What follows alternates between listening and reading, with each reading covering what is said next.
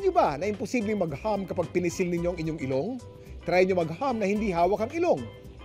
Ngayon, itry niyong pisilin ang inyong ilong habang nag-hum. O di ba? Kasi kapag nag-hum tayo, hindi natin binubuksan ang bibig natin. Ang nangyayari, sa ilong natin pinapadaan ng hangin para makakreate ng sound. Ngayon, kapag pinigilan mo ito sa pagpisil sa ilong mo, walang dadaanan ng hangin at syempre, walang sound na lalabas. Mahirap, di ba? Sa milyon-milyong videos na napapanood natin online, siguradong kulang ang oras para makita natin silang lahat. Kaya ito, i-share namin ang ilan sa mga napanood namin dito. Sa nakita mo na ba yan, Mar? Eto na sa ating first video, bumenta kaya ang lesson for the day ni Prof. Aba, panoorin natin to. Good morning, class. Let's continue our discussion with ecology. So one of the components is your living thing. So one of the living things that is very important is your plants. Right? Plants. Oh, Marlon, anong 250? 250. Joy, mine. Ha? Class, wala talaga online selling. Ha? We are having our lesson. Meron po kayong Birkins. Birkins? Ito. Magkano yang sa likod? Yung hanging pot? Yes, class. Nga na mama naka-join. Ma'am, wala mi ga online selling. Naga-lesson mi. Uy, ma'am, ay, ambot. Bahala mo, uy. Ambot! Ambot ba?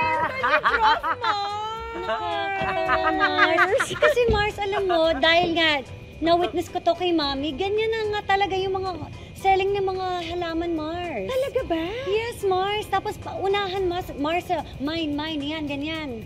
May mga paraffle pa silang nalalaman, Mars, kaya nakakatawa, Mars. In fairness to Prof, ang witty nung kanyang ginawa, Ito nga, Mars, ayon kay Prof, nangyari ang video na yan noong Teacher's Day. May pa-contest kasi ang school nila at ang concept at treatment na naisip niya sa pagtuturo for that day ay parang online selling. Dahil mahilig rin daw manood si Prof ng online selling during his free time. And I think tulad ng video niya ay bumenta naman ito sa kanyang mga estudyante. At pati sa atin, bentang-benta yan, Prof. In fairness sa'yo. Slow clap kay Prof. Okay, Bongga slow si clap. Galing. Okay, ngayon, sabi nila, kahit sa mga simpleng bagay, kailangan ibigay mo ang iyong 100%. Makiling ba sa pagkuha ng malunggay? Watch this. Wow. Ang laki. Grabe! Okay. Itong si ate, pabibo. Inutusan lang humingi ng konting malunggay na pangsahog, Mars.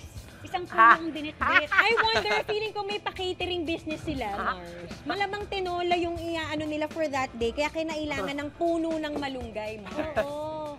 Mali mo naman gagawa ng sabon out of malunggay. Pwede, or pandesal. Yeah. I thought that was for like the Christmas tree. It looks like for Christmas tree. Ang social. Ang social talaga. Yeah, my friend, you're rich. Hindi naman.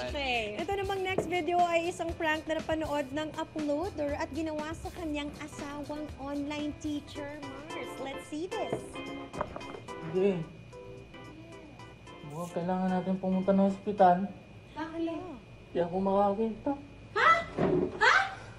Hindi ako makakita. Dito? Saan? Wait lang. Pag nakapikit ang mata ko. Visit ka! Alam mo, para sa asawa niya kasi legit yung taranta niya, Mars. At saka nang-alarm siya talaga, Mars. Alam mo, Mars, ang daming nabiktima ng prank na yan. As in, ang daming nabibiktima ng prank na yan, Mars. Naiinis na ako. Kasi kahit marami nang nabiktima, Nakakatawa pag nakikita mo yung nabibiktima. nakakabiktima pa rin. Kayo ba, mahilig ba kayong mang-prank sa inyo? Ako kasi araw-araw na buhay ko, feeling ng asawa ko, prank yun eh. So, hindi niya na alam kung ano yung totoo doon at ano yung prank ko doon eh. Laban lang siya. Saan ba talagang tong prank? Ano yung pinakabonggang prank na na-achieve mo? Kasi alam ko, ikaw yung prinank eh. Oo, na-prank ako nung dati. kasal eh.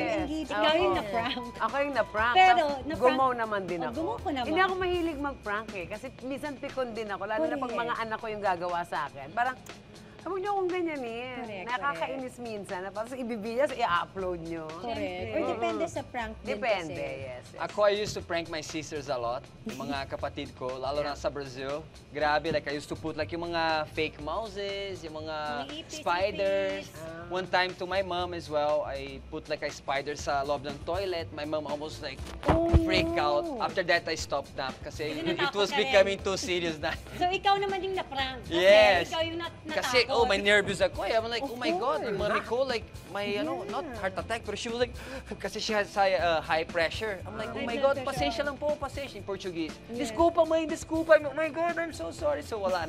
I stopped na.